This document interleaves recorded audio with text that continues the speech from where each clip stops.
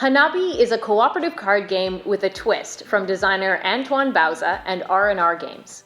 In Hanabi, players work together to build a spectacular fireworks display from the cards in their hand, without ever actually being able to look at them. It supports from 2 to 5 players and plays in about half an hour. Now, there aren't any expansions available for Hanabi, but the game does come with an additional suit of cards that can be used in any one of 4 variants that are suggested to go with the game. So it's almost like a built-in expansion. Players begin Hanabi by shuffling the deck and placing the clock tokens on the table. Each player takes a hand of 4 or 5 cards, depending on the number of players. A player cannot look at the cards in their own hand and holds them with the front facing away from them towards the other players. The 3 fuse tokens are stacked on top of the explosion token, and the game begins.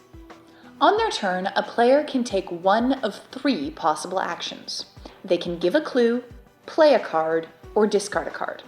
Now, to give a clue, they have to take one of the clock tokens and move it to the box, and if there are no clock tokens left on the table, then they can't give a clue on their turn. A clue can either refer to one specific color or one specific value of card.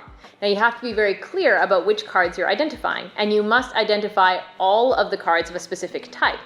So you could point to 2 cards in a player's hand if they've got 2 yellow cards and say, these 2 cards are yellow, and that constitutes a clue. So to play a card, you take one of the cards from your hand and place it face up on the table. And this card must be used to either begin or continue construction on a set of fireworks. There are 5 sets of fireworks, 1 in each color.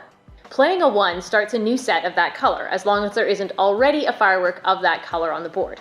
You place a 2 of the same color on top of the 1, followed by a 3, a 4, and a 5.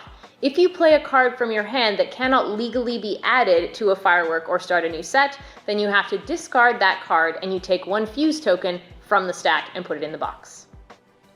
Discarding a card lets you retrieve a clock token from the box. And to discard, you just play it face up and that card is removed from the game permanently. There are a limited number of cards of each number and each color, which means that you can make it impossible to finish a firework if you remove the wrong card. If you discarded or played a card on your turn, then you get to draw a new one without looking at it. The game continues until the last card is drawn from the deck. Then everybody gets 1 more turn, and then we score based on how our fireworks look on the table. So you get a number of points equal to the highest value card in each firework, with a possible maximum score of 25. The game can also end immediately in victory if the players manage to complete all 5 sets of fireworks and score 25, or it can end in failure if you remove the last fuse token, which reveals the explosion. So Hanabi is a simple, light, quick filler game. It's fun, it's portable, it's cheap, it's beautiful. The cards are really, really nice, very pretty game. And it's the kind of game that is completely language independent. So you can play it with anybody, a bunch of people who don't speak the same language, and still have a fantastic time. It's also got a really nice element to it in that even though it's a cooperative game, it avoids that thing that happens with cooperative games a lot, where one person takes control of the game and tells everybody else what to do. Well, that can't happen here because you don't even know the cards that are in your own hand. And so you can't have that sort of runaway, frustrating element that tends to come up in cooperative games like Pandemic, for instance. Though it does have a negative in that this is a really great social game, but unfortunately you can't play with a whole lot of people. It would be nice if this game had been designed to accommodate a really big group, because it is really fun and it is very social and you usually end up laughing an awful lot.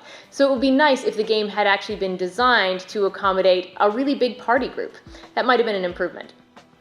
Another potential challenge that comes with Hanabi being such a social game is that, as with most games, you'll probably end up with one player who's a bit of a weaker link. Maybe their memory isn't so good and they lose track of some of their clues. Maybe they forget that they're not supposed to look at their cards when they're drawing a new one. People mess up, but I find that with Hanabi, that person can get piled on just a little bit. People might start kind of zeroing in on them as the person who needs the most important clues and needs the most hand-holding. And sometimes it can be a little bit weird and unpleasant for that person if people don't have a good sense of humor about mistakes.